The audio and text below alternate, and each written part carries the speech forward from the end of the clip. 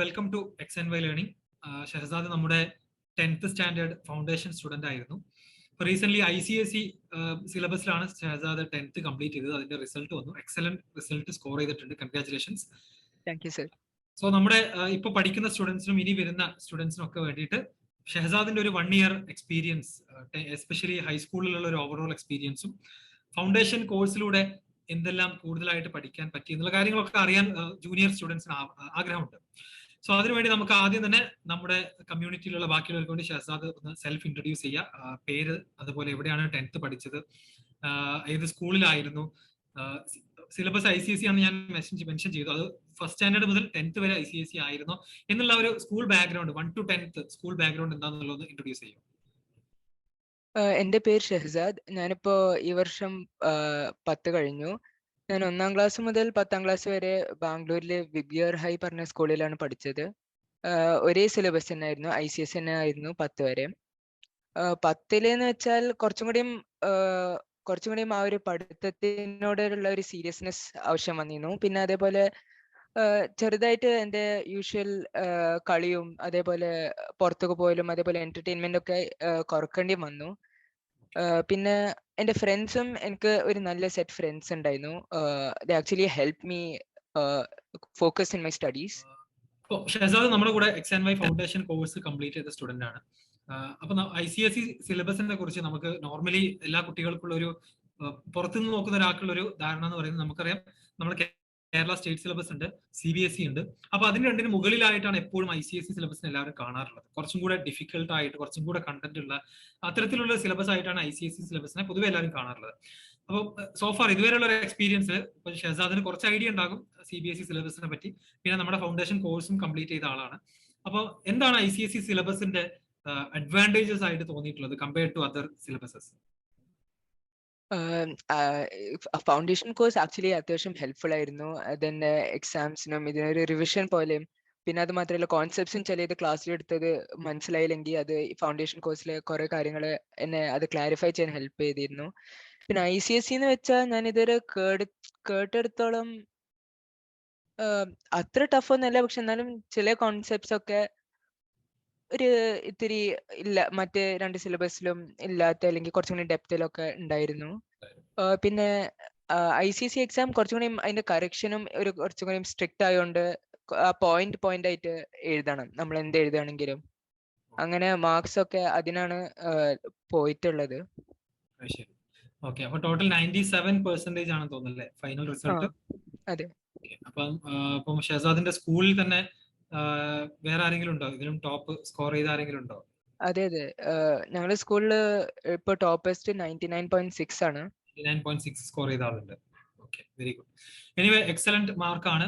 Normally നമ്മൾ Kerala state സിലബസിൽ അല്ലെങ്കിൽ CBSE സിലബസിലൊക്കെ കാണാറുള്ള അല്ലെങ്കിൽ കുട്ടികൾക്ക് കിട്ടാറുള്ള മാർക്ക് തന്നെ അതിനേക്കാൾ കുറച്ചും കൂടെ അഡ്വാൻസ്ഡ് ആയ അല്ലെങ്കിൽ കുറച്ചുകൂടെ ഡിഫിക്കൽട്ട് ആയിട്ട് സിലബസിൽ അച്ചീവ് ചെയ്യൂ എന്നുള്ളത് വലിയൊരു കാര്യം തന്നെയാണ്. ഓക്കെ, അപ്പൊ ഷെഹസാദിന്റെ ഇനിയുള്ള പ്ലാൻസ് എന്തൊക്കെയാണ്? ഇപ്പം എന്താണ് ചെയ്യുന്നത്? അടുത്തൊരു ഇയറിൽ എന്താണ് പ്ലാൻ ചെയ്യുന്നത് എന്നുള്ളതൊന്ന് പറയോ? ഞാനിപ്പോ നീറ്റിന് വേണ്ടിയിട്ട് പഠിച്ചുകൊണ്ടിരിക്കുകയാണ്. 2 വർഷം ബ്രില്യന്റിലെ എയിംസ് റെഗുലർ ബാച്ചിൽ ജോയിൻ ചെയ്തിട്ടുണ്ട്. അപ്പോൾ അത് കഴിഞ്ഞിട്ട് നീറ്റില് നല്ല മാർക്ക് സ്കോർ ചെയ്തിട്ട് one of the premium AIIMS ഇൻസ്റ്റിറ്റ്യൂട്ടിൽ ജോയിൻ ചെയ്യാനാണ് പ്ലാന്. Okay, very good. അപ്പൊ അതിന് വേണ്ടിയിട്ട് ഓൾറെഡി ഓൺലൈൻ ക്ലാസ്സസ് ഒക്കെ സ്റ്റാർട്ട് ചെയ്തിട്ടുണ്ട്. ഇനിയിപ്പോ അധികം വൈകാതെ എനിക്ക് തോന്നുന്നു ഓഫ്ലൈൻ ആയിട്ട് അവിടെ പോയി ജോയിൻ ചെയ്തിട്ടാണ് പഠിക്കാൻ പ്ലാൻ ചെയ്തത് അല്ലേ? 15ാം തീയതി ശരിക്കും അങ്ങോട്ട് പോകേണ്ടിയിരുന്നു, പക്ഷെ മറ്റേ ഗവൺമെന്റിന്റെ റൂള് വന്നുകൊണ്ട് അത് അവര് ഡിലേ ചെയ്തിട്ടുണ്ട്. അല്ലെങ്കിൽ ഓൾറെഡി ഓഫ്ലൈൻ ക്ലാസ്സുകൾ സ്റ്റാർട്ട് ചെയ്യേണ്ടതായിരുന്നു. ഓക്കെ, അപ്പൊ ബ്രില്യന്റിലേക്കുള്ള അഡ്മിഷൻ എങ്ങനെയായിരുന്നു? അതിന്റെ സ്ക്രീനിങ് ടെസ്റ്റുകൾ ഉണ്ടായിരുന്നോ? ആ ഒരു ടെസ്റ്റ് അറ്റംപ്റ്റ് ചെയ്തിട്ടുണ്ടെങ്കിൽ അത് നമ്മളൊരു സ്കൂൾ മാത്രം പഠിച്ചത് കൊണ്ട് അല്ലെങ്കിൽ സ്കൂളിലെ എക്സാമുകൾ ക്ലാസ്സുകൾ കൊണ്ട് ഒരാൾക്ക് നന്നായിട്ട് സ്കോർ ചെയ്യാൻ പറ്റുമോ? എന്തായിരുന്നു ആ ഒരു എക്സ്പീരിയൻസ്? ബ്രില്യന്റിന്റെ സ്ക്രീനിങ് ടെസ്റ്റ് അത്യാവശ്യം ഹാർഡായിരുന്നു. അത് പറഞ്ഞാൽ അത് സ്കൂള് മാത്രം പഠിച്ചാൽ സാധിക്കൂല. അത് ഈ ബ്രില്യന്റിന്റെ നമ്മള് XandYന്റെയും ഒരുപാട് ക്ലാസ്സുകളും അതിൽ എക്സ്പ്ലെയിൻ ചെയ്ത കാര്യങ്ങളൊക്കെ എനിക്ക് ഹെൽപ്ഫുൾ ആയിരുന്നു. പിന്നെ അതുമാതിരി അത് കുറച്ചും കൂടി എനിക്കെന്ന് വെച്ചാൽ എൻ്റെ ഫസ്റ്റ് ടേം എക്സാമിനേഷൻ കഴിഞ്ഞ ഉടനെ ആയിരുന്നു ബ്രില്യന്റിന്റെ സ്ക്രീനിങ് ടെസ്റ്റ്. അപ്പോൾ സ്കൂൾ കാര്യങ്ങളൊക്കെ ഞാൻ ഓൾറെഡി പഠിച്ചു വെച്ചിരുന്നു. അപ്പൊ അതില് +1ഉം +2 ടോപ്പിക്സിൽ വരുന്നതും അതേപോലെ വേറെ ICSE സിലബസിൽ എടുക്കായിരുന്ന എന്നാ XandYയിൽ എടുത്തിട്ടുണ്ട്. അങ്ങനത്തെ കാര്യങ്ങളൊക്കെ എനിക്ക് കുറച്ചുകൂടി കോൺസെൻട്രേഷൻ കൊടുക്കാനുള്ള ആവശ്യം ഉണ്ടായിരുന്നുള്ളൂ. അപ്പം ആ ഒരു പ്രിപ്പറേഷൻ നന്നായിട്ട് ഹെൽപ്പ് ചെയ്തിട്ടുണ്ടാകും അല്ലെ? എസ്പെഷ്യലി മൾട്ടിപ്പിൾ ചോയ്സ് ക്വസ്റ്റ്യൻസ് ഒരു ലിമിറ്റഡ് ടൈമിൽ സോൾവ് ചെയ്യാന്നുള്ളതാണ് അൾട്ടിമേറ്റ്ലി എല്ലാ കോമ്പറ്റേറ്റീവ് എക്സാമിനേഷൻസിന്റെയും ഒരു ക്രക്സ് എന്ന് പറയുന്നത്. ലിമിറ്റഡ് എമൗണ്ട് ഓഫ് ടൈമിൽ ഒരുപാട് മൾട്ടിപ്പിൾ ചോയ്സ് ക്വസ്റ്റ്യൻസ് സോൾവ് ചെയ്യാന്നുള്ളത്. അപ്പൊ ആ ഒരു പ്രാക്ടീസ് ശരിക്കും ഇപ്പൊ വരുന്ന ജൂനിയർ സ്റ്റുഡൻസിന് പല ആളുകൾക്കും അത് കിട്ടുന്നത് അല്ലെങ്കിൽ സ്റ്റാർട്ട് ചെയ്യുന്നതൊക്കെ ഒരു +1 +2 മേ ബി അതും കഴിഞ്ഞിട്ടാണ് പല ആളുകളും ഫസ്റ്റ് ടൈം ആയിട്ട് MCQs ഒക്കെ കാണുന്നത് തന്നെ. അപ്പൊ അത് ശരിക്കും നമ്മുടെ കൂടെ ജോയിൻ ചെയ്യുന്നതിന് മുൻപ് തന്നെ 6th-ലോ 7th-ലോ 8th-ലോ അല്ലെങ്കിൽ 9th-ലോ ഒക്കെ തന്നെ ഇത്തരത്തിലുള്ള വേറെ കോഴ്സസോ എക്സാംസോ ഒക്കെ എഴുതിയിട്ടുണ്ടായിരുന്നു? ഞങ്ങളെ സ്കൂളിൽ 1ാം ക്ലാസ് മുതൽ ഈ IMO, അതേപോലെ NSO, national science Olympiad, international maths Olympiad, അതുപോലത്തെ എക്സാംസ് NTSE, NSTSE അത് സ്കൂൾ നടത്തിയിരുന്നു. അപ്പോ അതിൽ ഞാൻ 1ാം ക്ലാസ് മുതൽ തന്നെ ഞാൻ എല്ലാ വർഷവും അതിൽ എക്സാംസ് എഴുതിയിരുന്നു. പിന്നെ കാര്യമായിട്ട് അതിൽ ഒരു സെക്കൻഡ് ലെവലിലേക്കൊക്കെ പോയിരുന്നു. അതൊക്കെ അത്യാവശ്യം ഹെൽപ്പ് ചെയ്തു. പിന്നെ അതേപോലെ XandYയിൽ ഈ ബ്രില്യന്റിന്റെ സ്ക്രീനിങ് ടെസ്റ്റിന് മുമ്പ് കുറച്ച് ക്ലാസ്സുകൾ അവർ ഈ ബ്രില്യന്റിന് വേണ്ടിയിട്ട് അവർ വെച്ചിരുന്നു. അതിലും കുറച്ച് കാര്യങ്ങളൊക്കെ ഇമ്പോർട്ടന്റ് ആയ കാര്യങ്ങളൊക്കെ അവർ പറഞ്ഞു തന്നിരുന്നു. അതും ഹെൽപ്പ് ചെയ്തു. ഏതാണ് ഫേവറേറ്റ് സബ്ജക്ട്? എന്റെ ഫേവറേറ്റ് സബ്ജക്ട് മാത്സ് ആണ്. മാത്തമാറ്റിക്സ് ആണ്. ഓക്കെ. സോ എന്താണ് നീറ്റ് സെലക്ട് ചെയ്യാനുള്ള ഒരു മോട്ടിവേഷൻ? അങ്ങനെയൊന്നുമില്ല. എനിക്ക് ആക്ച്വലി എന്ന് വെച്ചാൽ നീറ്റ് ആയാലും JEE ആയാലും I was ready for it. പക്ഷെ ഞാൻ വിചാരിച്ചു ഒന്നും കൂടി ആൾക്കാരെ ഹെൽപ്പ് ചെയ്യാൻ മെഡിസിൻ എടുത്താൽ സാധിക്കും എന്നുള്ളൊരു കാഴ്ചപ്പാടില്. ഓറിയന്റഡ് ആയിട്ട് വർക്ക് ചെയ്യുന്ന ഒരു പ്രൊഫഷൻ എന്ന് പറയുന്നത് മെഡിസിൻ അല്ലെങ്കിൽ ഡോക്ടർ എന്നുള്ളതാണ്. അതുകൊണ്ടാണ് ചൂസ് ചെയ്തത്. Okay, very good. അതെ. ഓക്കെ. അപ്പൊ ഇനി അങ്ങോട്ട് പോകുമ്പോൾ +1 +2 എസ്പെഷ്യലി ഇപ്പം പാല പോലുള്ള സ്ഥലത്താണെങ്കിലും എവിടെയാണെന്നുണ്ടെങ്കിലും ഹൈലി കോമ്പറ്റേറ്റീവ് ആയിട്ടുള്ള എക്സാമുകൾ ഉണ്ടാകും, ഹൈലി കോമ്പറ്റേറ്റീവ് ആയിട്ടുള്ള എൻവയോൺമെന്റ് ഉണ്ടാകും. അത് മാത്രമല്ല അപ്പൊ അവിടുത്തെ ഇപ്പം ഷെഹസാദിനെ പോലെ തന്നെ നന്നായിട്ട് പ്രിപ്പയർ ചെയ്യുന്ന, നല്ല മാർക്ക് വാങ്ങി നല്ല സ്കോറുള്ള ഒരുപാട് കുട്ടികളുടെ കൂടെയാണ് അപ്പൊ ഇനിയുള്ള ഒരു 2 years എന്ത് ചെയ്യാൻ പോകുന്നത്, പഠിക്കാൻ പോകുന്നത്. അപ്പൊ അതിലേക്ക് ഇപ്പം എനിക്ക് തോന്നിയൊരു കാര്യം, ഒന്ന് നമ്മുടെ സ്ട്രെസ് മാനേജ്മെന്റ് കുട്ടികൾക്ക് പലർക്കും വരുന്ന ഒരു പ്രശ്നമാണ്. അപ്പം ചില എക്സാംസിലൊക്കെ നമ്മൾ നന്നായിട്ട് പെർഫോം ചെയ്യും, ചിലപ്പോൾ നമ്മൾ താഴെ പോകും. അപ്പോഴൊക്കെ നമ്മളെ തന്നെ ഒരു പേഴ്സണൽ ഗ്രോത്ത് മെയിൻറ്റെയിൻ ചെയ്ത് കൊണ്ടുപോകുക എന്നുള്ളത് വളരെ ഇമ്പോർട്ടന്റ് ആണ്.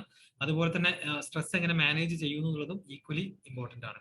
ഓക്കെ. അപ്പൊ ആ ഒരു കാര്യം കൂടെ എന്ത് ചെയ്യണം, ഷെഹസാദ് പ്രത്യേകം ശ്രദ്ധിക്കണം. ഒരുപാട് അപ്പ് ആൻഡ് ഡൗണുകൾ അടുത്തൊരു 2 years ജേർണിയിൽ എന്തായാലും ഉണ്ടാവും. അത് എന്ത് ചെയ്യണം, വളരെ ഏറ്റവും നല്ല രീതിയിൽ തന്നെ മെന്റലി ആയാലും ഫിസിക്കലി ആയാലും ഒക്കെ ഹാൻഡിൽ ചെയ്യാൻ പറ്റണം.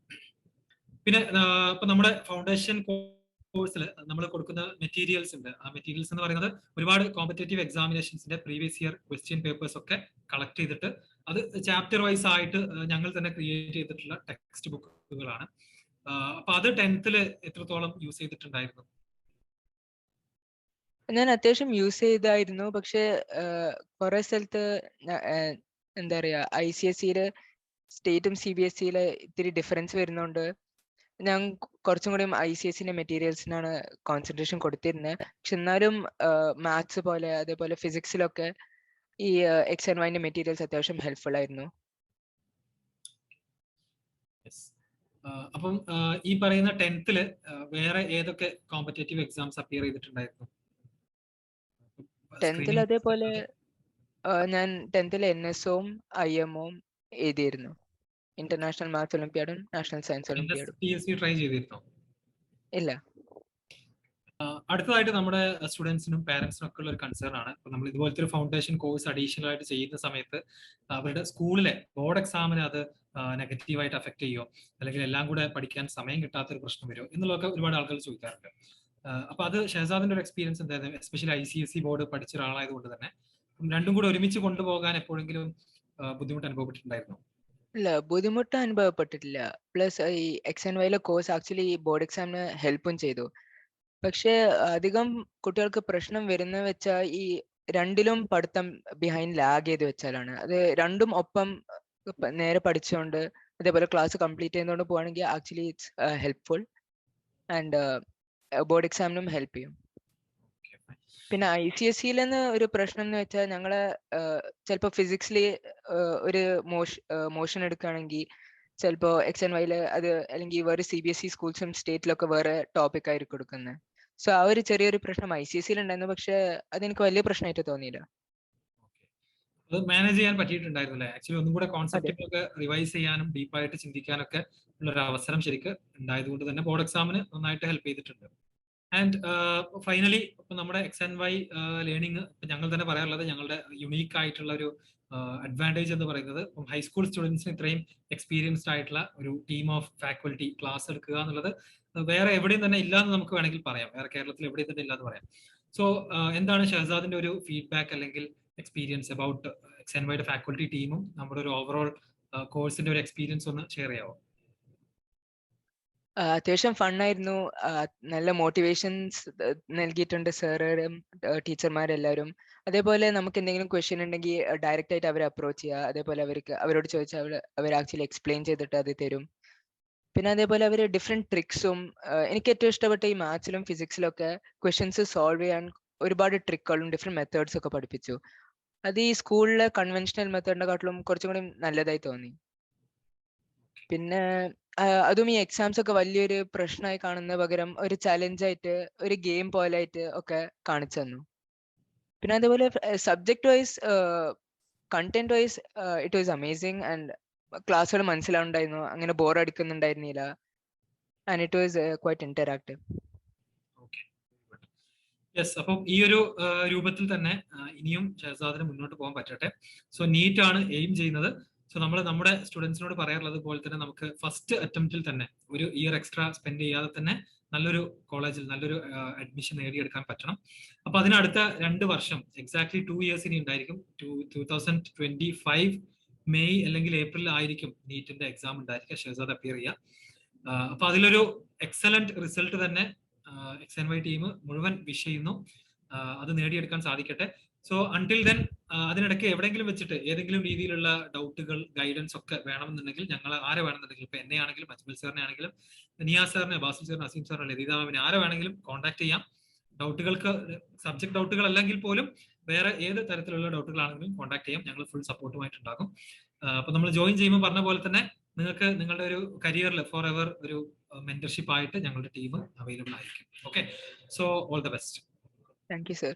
പിന്നെ അതേപോലെ ഒരു കാര്യം പറയണ്ടായിരുന്ന, ഈ XandYന്റെ യൂട്യൂബ് ചാനൽ നടത്തിയിരുന്ന മെന്റി വേർഡ്സ്, അത് ഒരു തരം ഫണ്ണായിരുന്നു. ആക്ച്വലി റിലീവിങ്ങും സ്ട്രെസ് റിലീവിങ്ങും അതേ സമയത്ത് എഡ്യൂക്കേഷണലും ഹെൽപ്ഫുള്ളും ആയിരുന്നു. മെന്റി വേർഡ്സിന്റെ ഫാൻ കൂടെയാണ്. Okay, fine. അപ്പൊ എന്തായാലും ഞാൻ പറഞ്ഞ പോലെ ഫ്യൂച്ചറിലേക്ക് നന്നായിട്ട് പഠിക്കാൻ പറ്റട്ടെ. All the best. Thank you sir.